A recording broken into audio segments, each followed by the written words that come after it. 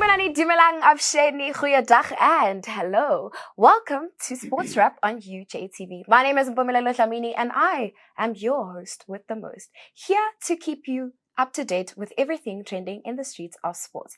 Well, please make sure to follow us on all our social media platforms. We are UJ_sport and UJTV23.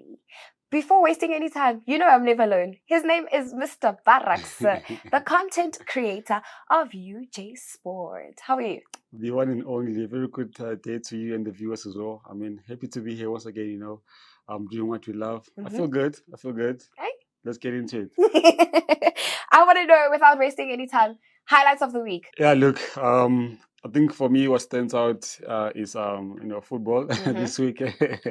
A Limpopo-based team, founded in 2011, known as Magesi FC, has just been promoted into the DSTV Premier League, in the past week after they defeated Milford FC 3-1 in the National First Division playoffs, and I think obviously, what's also good about it is that, a former UJ footballer, Lesego Sibekela, had recently joined the team as well. So I think this is another addition for UJ into the PSL. We know the likes of Kevin Musumango, who's the captain for Kaizer Chiefs.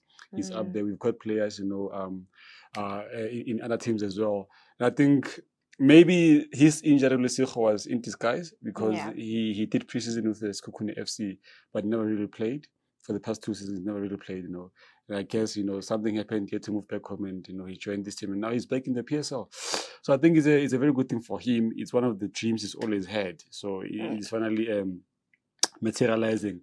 I think, obviously, like Magesi, also good for them. They played NFD for which is now known as the Motsepe Foundation Championship for 2 seasons, after they got promoted from the ABC Motsepe League in the 2021-2022 season.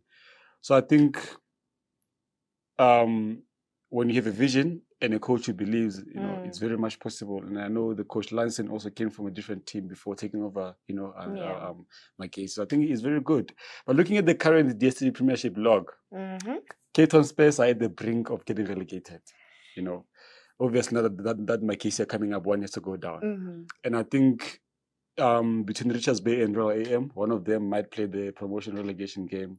So someone can still save their skin and someone else might still come up, from the NFT. But I think all done and congrats to Magesi and all the players. Definitely looking forward to how they compete, in the PSL, in the coming season. When you talk about football, it's a very touchy subject. Very touchy subject. But my highlights of the week has to go to the Springbok women participating in the Rugby Afrique Women's Cup campaign that took place in Madagascar. Yes. I mean, a 55-0 win to Cameroon. By also having the likes of Alia Chongwen-Jamin, which is a former Springbok former rugby player here at UJ. Yeah, look, I think watching the game, I didn't watch the full game, but watching part of the game looked quite easy for us. And I'll tell you, because obviously we both have traveled before, outside the country to participate in different competitions. The difference between South African teams and other African teams is structure. Structure and resources. When they get the ball, they want to run to score. And we just want to?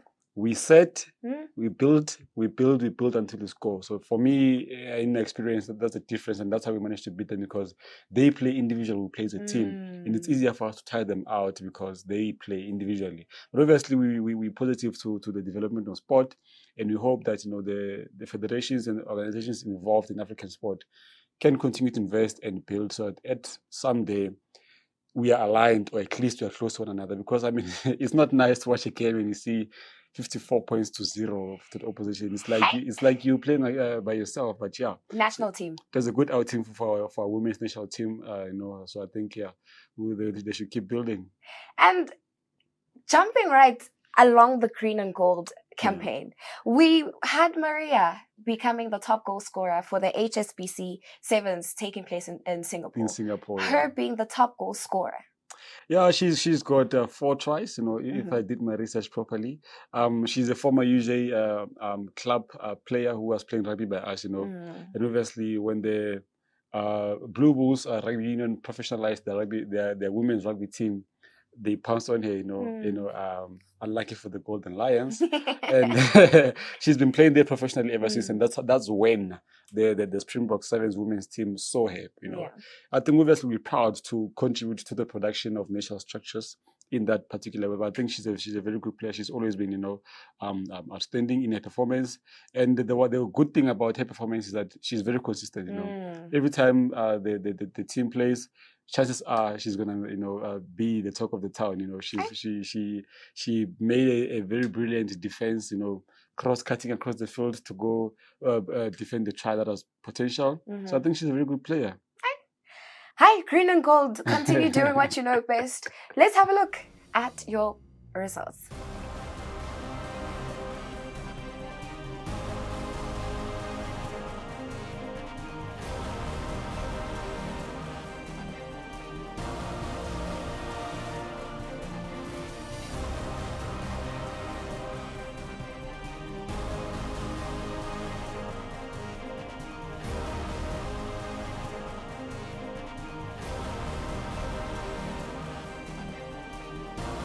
Well, on the other exciting news of the ABC Motsepe League, we finished 11th. Yeah. Started from the bottom. Now we're here. I mean, we started from nowhere, basically, coming from a different division, and now we're in the NFD. What does it really mean for the team? I mean, with 40 points on the log, it means a lot. It does. I think we finished with 43. The Dubai Continental jumped us to 47. I had interesting chats with the coaches and a few players after the game. In a nutshell, I think what Coach Tando said, this for them was a learning curve. After the promotion for us was formalized, they went out to research, about the league and how they should approach it and so they went to watch teams like Yolamashia who've been here. And other teams, they went to speak to colleagues at Vets. They've been here, I think, for 2 seasons before us. How are they doing it and stuff like that.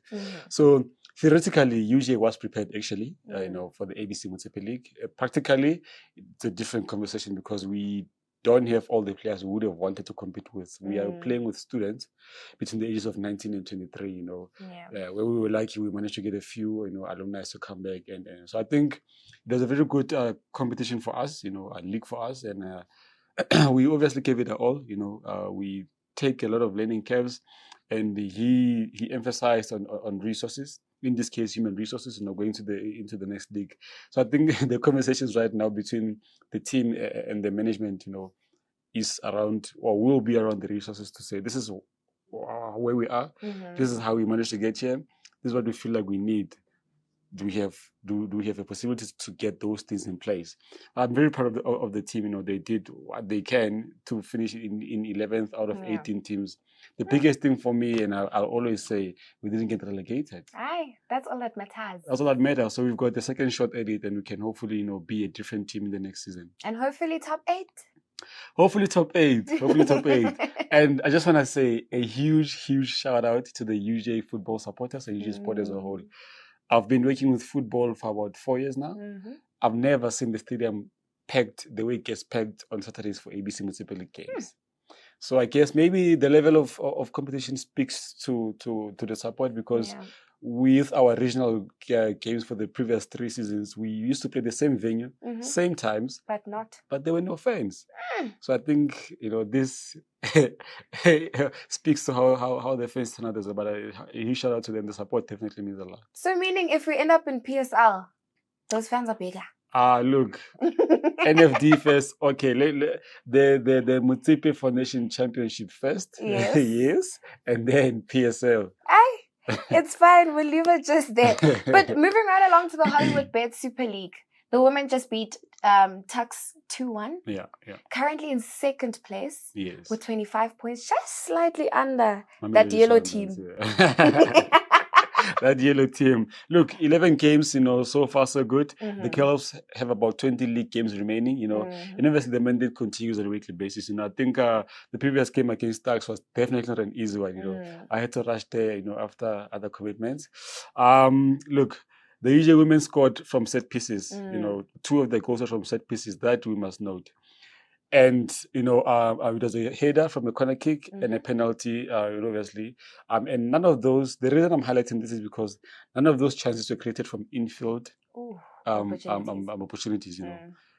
I think that speaks to the defense of Turks. But I think we had a good game. It was not an easy one, definitely. But we did well. We got the 3 points. It's behind us now. We move focusing on the next fixture. We are back again in Swani in the next weekend. Facing a TT Mazatsanza, who come from a 6-1 loss against the UWC. And when I was doing my research, out of the 10 games they've played, they won 5, lost 5. So whereas usually lost 2 and drew 1 game out of the 11 they have played. So on paper, usually are a better team and they're likely to win. In contrast, on paper, TUT are unpredictable because they won 5, lost 5. So you don't know what's wrong, if it's their good day or not. But I think the UJ team is very, very amped up. They are on the right path and they stand a better chance of winning the game. It could be different on the day because they're playing home, at TUT, and they may have an advantage, and they obviously fire up because they lost and they want to prove a point. Because some of our former UJ players as well are at TUT now. So I think yes, another university clash. Definitely we can't undermine it, but Angela Munasi said in the previous game, the important thing is to get 3 points and then we keep moving. So I think it's going to be an interesting one, but the girls are doing brilliantly well so far. And we are getting a lot of free airtime, There's interviews from UJ, from SABC Sport, from external journalists. I forgot the guy's name, but someone from the Stars called me in the week wanting to speak to our athletes. Definitely appreciate that because it shows that we are doing good. Because with journalism, they sell stories. Yeah. And if you're doing good, you will be the prime, So I think, thank you to the, houses that are giving us attention. I think obviously we are working for it. It is deserved as well.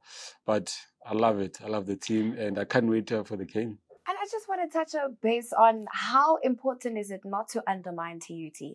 Because thinking about it, we lost 2-1 to UWC, and UWC beat TUT 6-1. Exactly. So undermining there? You cannot undermine an opponent, and this is a professional response every coach will give you. You cannot undermine the opponent, even if you know you better. But because now you're speaking in a public domain and people are listening and watching. If there's even a comment actually that was on the interview with Angela that the follower said she mustn't say it's going to be an easy game, because you can never know. It can be different on the day. You can't undermine an opponent. You can get shocked on the day. You can get shocked on the day. Well, to our surprise, we will bring you up to date with those games and making sure that you guys are also up to date with our social media platforms. But moving right along to the winners. Not winners per se. I mean, they started the season off on a silver coming back from USA. And here we are again with the Orange Wave finishing second place with a silver medal at WITS, with the 18th annual WITS. Look, I think... The Ashraf basketball tournament, the annual Lodi Key Ashraf basketball tournament, like 11th edition, it's been going on. Anyways, the UJ, I think I've mentioned this previously, the UJ women's basketball team are a new group. They still finding themselves in terms of consistency and dominance. They do finish, in the top 5 most of the time, but unfortunately this time they got knocked out. However, the guys played very well. They cruised through the group stages and playoffs unbeaten, and they lost only their final game against the Cape Town Tigers. So after the women's game, I went to watch basketball. Hey, man. Credit to Cape Town Tigers. Even my colleagues did say it. Those guys, they've got height. They've got, how should I put it? Like they claim their territory on court, and height-wise, they were very much taller than us, but that's not the excuse. I think they were just literally the much competitive team we probably needed to face. And I don't blame the guys for losing, but I think we really went out very well. It's just unfortunate that we didn't obviously get the gold. But I think measuring ourselves against those guys and looking at how they played, I'm happy. I'm happy because we also didn't lose any game until that final game. So we just met our match in the final game, and, and they challenged us. And I think the problem for the UJ basketball men's team in that game was that we were not converting chances. We were getting to the circle, we were shooting, but they were not going into the hoop. Coach Mangla was not happy. So I think we need to work on our finishing under high intensity because that game was so fast. But yeah. In the other spirit of winning, that other team down there by the oval. By the oval. Oh, with boundaries. I mean, the UJ men won with 100 runs for 8 wickets. Yeah, after 20 overs. I always ask Sia when I see him leave the office, where are you going? It's like a rough. I'm going by the nets. Yeah, they call it the nets. When he says going by the nets, just know he's going to the oval. You know, the T20 game was very, very interesting. You know, a fast game. I think it finished around 12:01, and it started at 10, if I'm correct. You know, that's when you know it's intense. It was a Joburg dead. We were playing Vets. You know, we took 7 of their wickets in 97. If not 99 runs. 97. Yeah, you know, and after 20. So we really, and in the change room chat, he said it's good because we kept them under 120. So I guess that was their target. Even better, we kept them under 100, you know, excuse me. And it's very good because we came out to bet, you know, competitively. I was very scared. They took 3 wickets in like 2 minutes. And everybody at the bench was like, oh my gosh. Oh. And you could see Coach C and Baron standing up to walk about because that means they were stressed. So they were trying to find a strategy to stop this. But, you know, in the middle order, we put in a betting partner, which, you know, took the game for us. And I think they knew it's coming because in the closing game, after they took the 8th wicket, we were about 90-something runs. So we needed just a 6 or maybe 2 more runs, you know, to complete it. And I think it was a great game, you know, for you also great to clinch a second trophy in 1 month, you know, in the space of 1 month, because they just won the 50 over.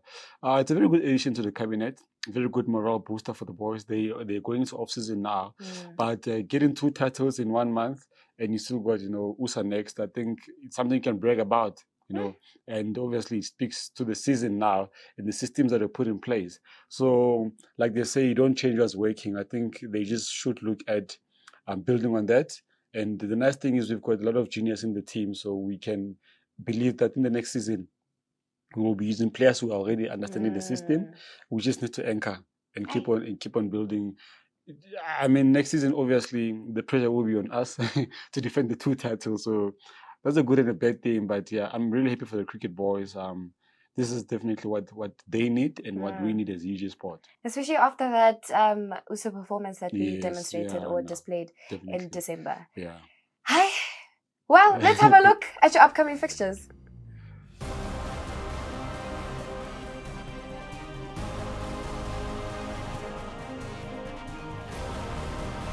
As we are reimagining the future, here are our upcoming events in sport.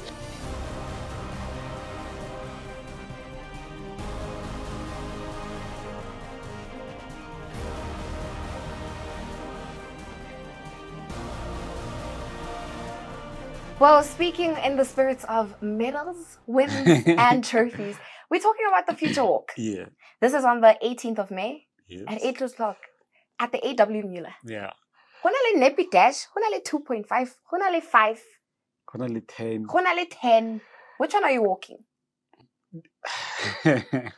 I would preferably walk 5 kilometers. But I think the downside of me is usually at this event I'm working. So I can't really participate in the way I would love to. But I think we're just walking up and down. I still managed to get my steps in. You know, on a normal busy day, I'm clocking 10,000 steps. I don't know if that equates to 5 kilometers or what. I'm compensating somehow.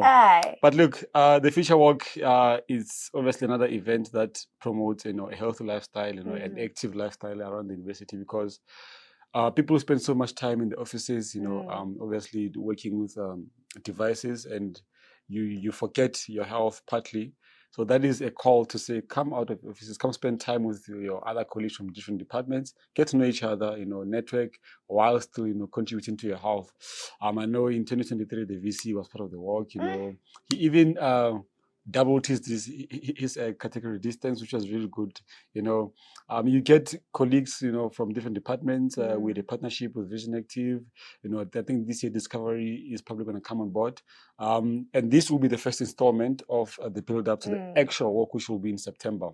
I think we definitely encourage, staff and external people to participate. The beautiful thing is both UJ and non-UJ people can participate, So even if you work, nearby at Mill Park Hospital, at Campus Square, wherever, you can participate, we will share information on social media on how to register, obviously, and pay your fee for different categories.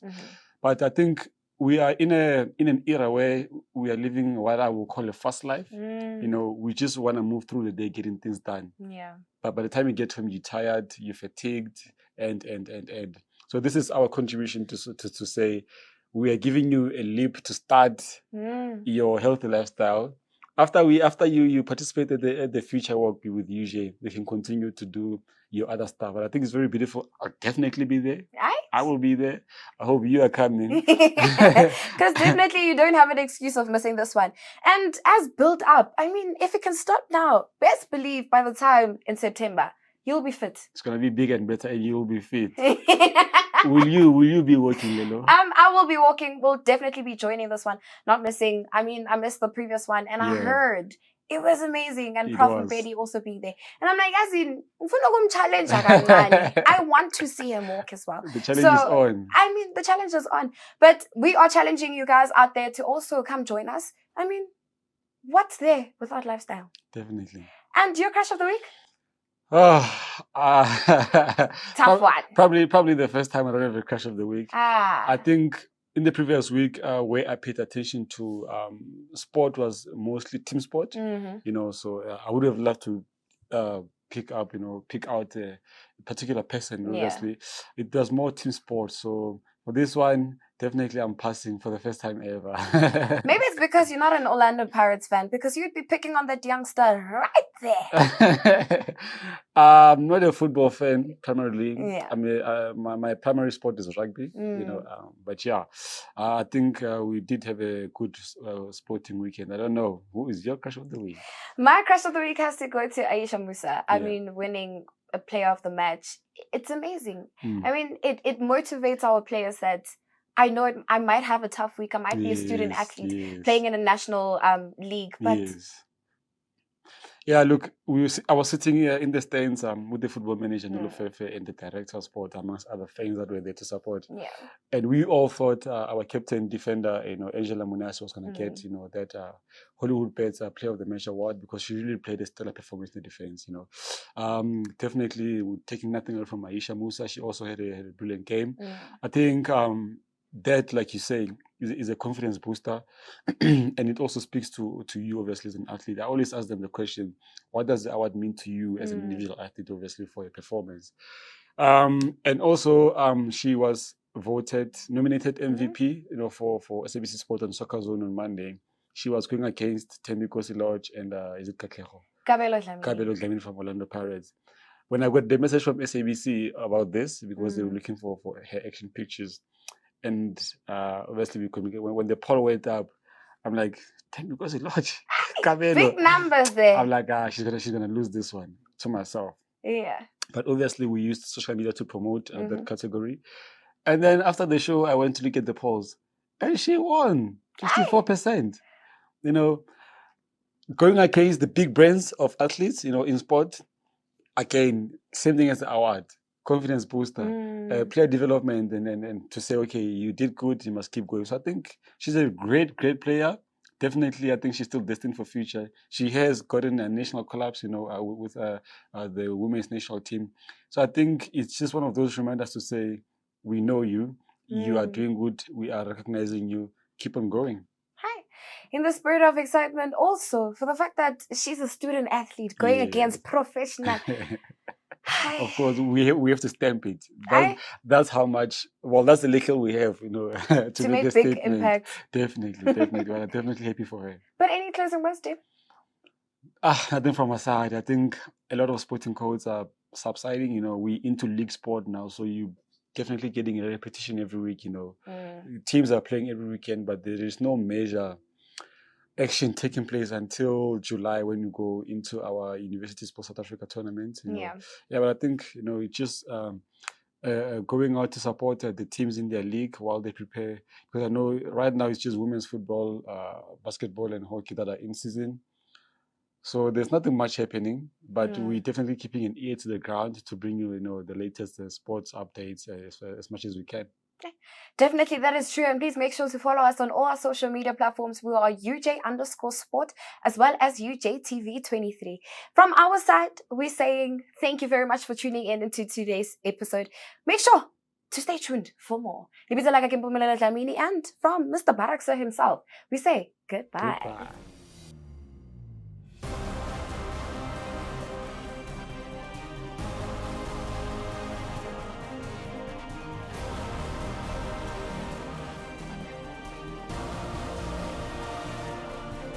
The University of Johannesburg, the future reimagined.